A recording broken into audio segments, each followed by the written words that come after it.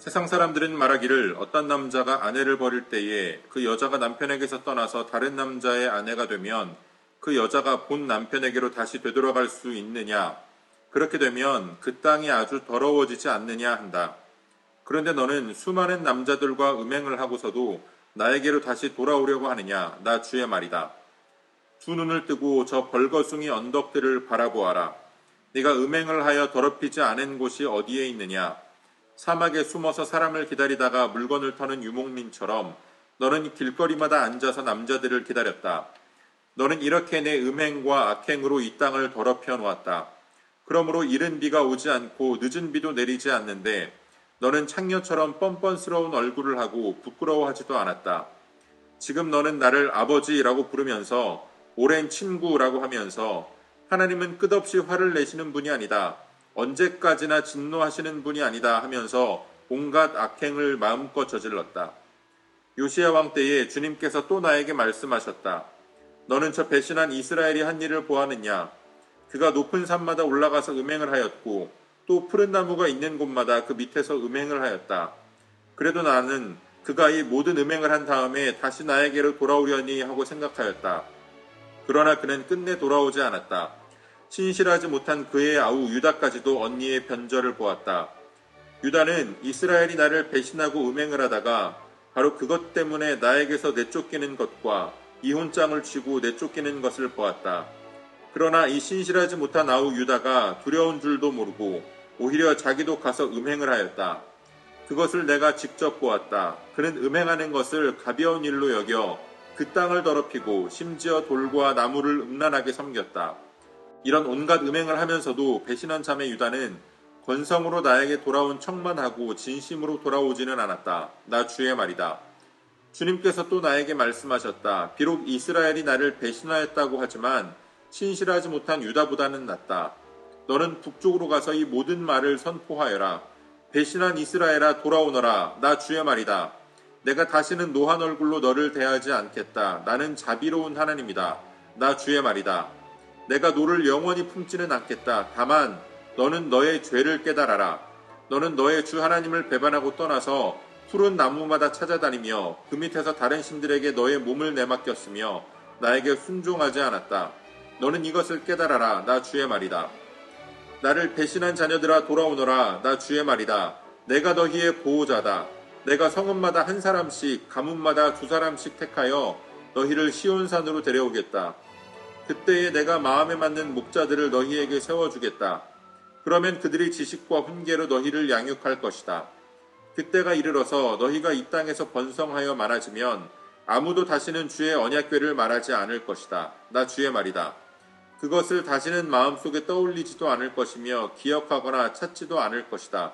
그것이 필요도 없을 것이다. 그때에는 누구나 예루살렘을 주의 보좌라고 부를 것이며 뭇 민족이 그리로 예루살렘에 있는 주 앞으로 모일 것이다. 그들이 다시는 자기들의 악한 마음에서 나오는 고집대로 살지 않을 것이다. 그때에는 유다 집안과 이스라엘 집안이 하나가 되어서 다같이 북녘 땅에서 나와서 내가 너희 조상에게 유산으로 준 땅으로 들어갈 것이다. 아멘. 7월 11일 화요일 오늘의 매일 성경 본문 말씀은 예레미야 3장 1절로 18절까지의 말씀입니다. 유다의 백성들은 그 땅 이곳 저곳에서 우상들을 섬기면서 하나님 앞에 영적인 음행을 저질렀습니다. 그리고 하나님은 그러한 유다가 다시는 하나님께 돌아오지 못하리라 말씀하십니다. 그들은 하나님 앞에서 범죄하면서 끝까지 참으시는 하나님, 모든 것을 품어주시는 하나님이라고 말하면서 하나님을 기만하고 계속해서 하나님 앞에서 영적인 음행을 이어갔습니다. 하나님은 심지어 100년 전에 먼저 하나님 앞에 심판을 받았던 이스라엘이 오히려 남유다보다 더욱더 의롭다라고 말씀하십니다. 하나님께서 북이스라엘이 남유다보다 더 의롭다고 말씀하시는 것은 남유다가 북이스라엘이 멸망하는 것을 보면서도 깨닫지 못하고 돌이키지 못하고 오히려 똑같이 영적인 간음을 행했기 때문입니다. 하나님은 건성으로 늘 하나님께 돌이키는 척만하는 남유다를 끝까지 책망하십니다. 그리고 11절 이하에서 예레미야에게 또 다른 말씀을 주시는데요. 이번에는 하나님께서 은혜를 선포하십니다. 구원을 선포하십니다. 하나님을 떠난 자들 이스라엘을 향해서 내가 너희의 보호자다 나에게 돌아오라 선포하라는 겁니다. 그러나 하나님의 은혜가 선포됨에도 불구하고 실질적으로 돌아오는 자들은 그렇게 많지 않습니다. 모든 사람이 다 그 은혜를 받아들이는 것은 아니라는 겁니다. 그러나 하나님께서 택하신 자들, 이 남은 자들을 불러 모으시고 그들을 회복하시겠다라고 말씀하십니다.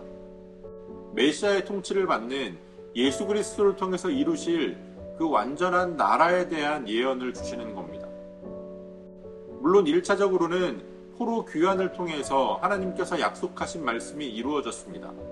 그러나 궁극적으로는 예수님께서 이 땅에 다시 오심으로써 이 언약이 완전하게 성취될 것입니다.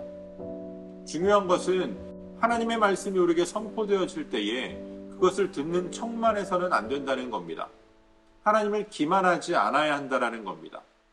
건성이 아니라 진심으로 그 말씀 앞에 반응하고 그 말씀 가운데에 하나님께로 다시금 돌이킬 수 있어야 합니다.